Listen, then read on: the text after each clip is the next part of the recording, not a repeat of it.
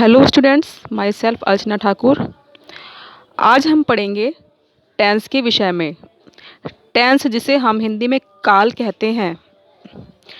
Definition देखेंगे tense की कि क्या डेफिनेशन है। Tense is a form of verb that indicates the time और a state of an action an event. कोई घटना कब घटी इसके विषय में टेंस हमें बताता है, यानी कि कोई घटना कब घटी इसके विषय में हमें टेंस द्वारा बताया जाता है। अब हम टेंस के प्रकार के बारे में पढ़ेंगे। काइंड्स ऑफ टेंसेस कि काल कितने प्रकार के होते हैं। टेंसेस 3 प्रकार के होते हैं। पहला प्रकार प्रेजेंट टेंस यानी वर्तमान काल। नंबर 2 पास्ट टेंस भूतकाल। Number 3 future tense भविष्यकाल।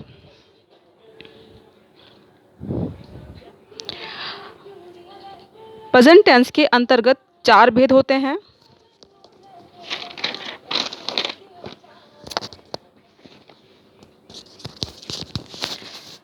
Number 1 present indefinite और simple present tense.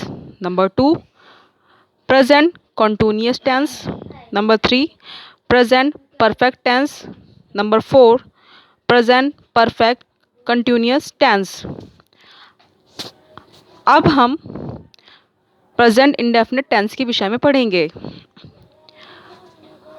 Present indefinite tense को हिंदी में हम अनिश्चित वर्तमान काल कहते हैं। सामान्यतः इस टेंस के वाक्य ता है, ती है, ते है आदि से समाप्त होते हैं, यानी कि इनके वाक्यों में ता है, ती है और ते है आवश्यक रूप से आता है।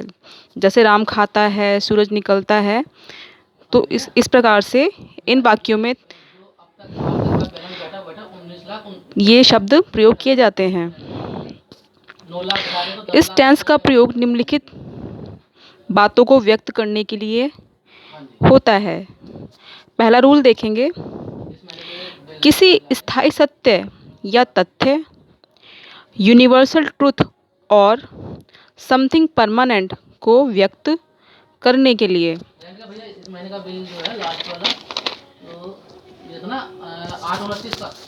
जैसे पहला वाक्य देखेंगे, the sun rises in the east. सूर्य पूर्व में उदय होता है। अब बच्चों हमने देखा कि इसमें होता है में ता वर्ड का यूज हो रहा है। Number 2 the earth moves round the sun. पृथ्वी सूर्य के चारों ओर घूमती है। Number 3 the sun gives us light. सूर्य हमें प्रकाश देता है।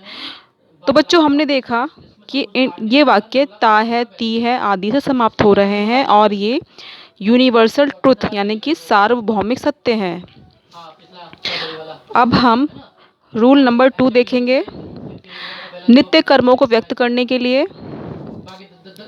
Number 1 he goes to school every day. वह प्रतिदिन स्कूल जाता है। Number 2 he wakes up at 7 AM at every day कि वह प्रतिदिन 7 बजे जगता है। तो इन वाक्यों में भी ता है, ती है आदि शब्द प्रयोग किए जा रहे हैं।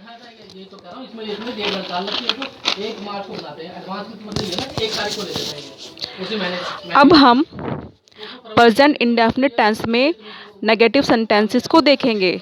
Method of negative sentences. वर्तमान काल में नकारात्मक वाक्यों को बनाने का तरीका कि किस प्रकार से नकारात्मक वाक्य बनाए जा सकते हैं। Subject plus helping verb plus not plus verb plus object. Negative sentences यानी कि नकारात्मक वाक्य। अब हम कुछ वाक्य देखेंगे नेगेटिव सेंटेंसेस के। नंबर 1 शीला अच्छा नहीं गाती है। Sheela does not sing well. तो शीला क्या है यहाँ पर, सब्जेक्ट है। अच्छा नहीं गाती, डज नॉट सिंग वेल, यानी यहाँ पे वर्ब का यूज़ हुआ लास्ट में। क्योंकि शीला एक सिंगुलर सब्जेक्ट है इसलिए यहाँ पे डज का यूज़ हुआ है और वर्ब की फर्स्ट फॉर्म का यूज़ हुआ है। अब हम दूसरा वाक्य देखेंगे। वे कठिन परिश्रम नहीं करते हैं। दे डू नॉट वर्क हार्ड। बच्चों यहाँ पर आई, वी और दे आदि में डू का प्रयोग होता है, तो इसलिए यहाँ पर डू का प्रयोग हुआ है। They do not work hard. Number 3, हम हॉकी नहीं खेलते हैं। We do not play hockey.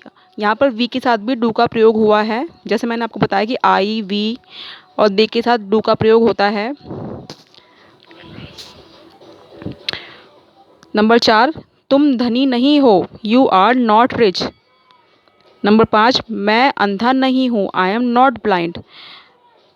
तो ये सब नेगेटिव सेंटेंसेस के कुछ उदाहरण थे।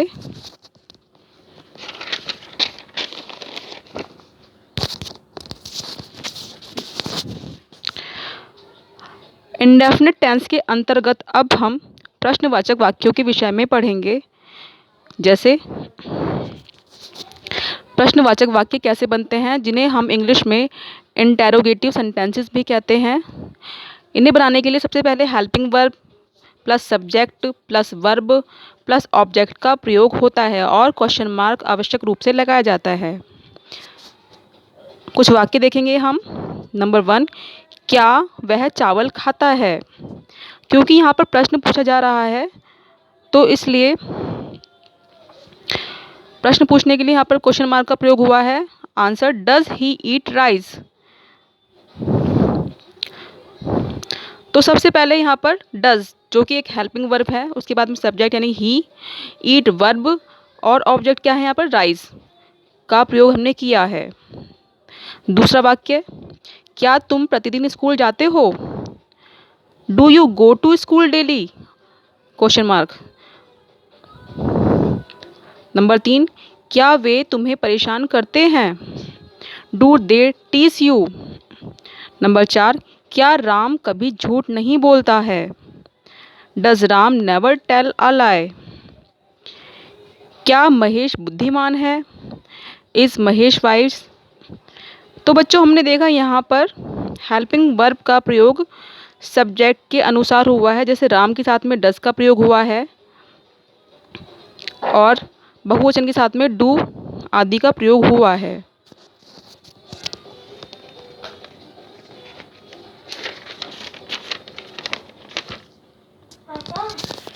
आशा करती हूँ आपको ये लेक्चर समझ में आया होगा। इसके आगे की एक्सरसाइज मैं आपको अगले लेक्चर में पढ़ाऊँगी। धन्यवाद।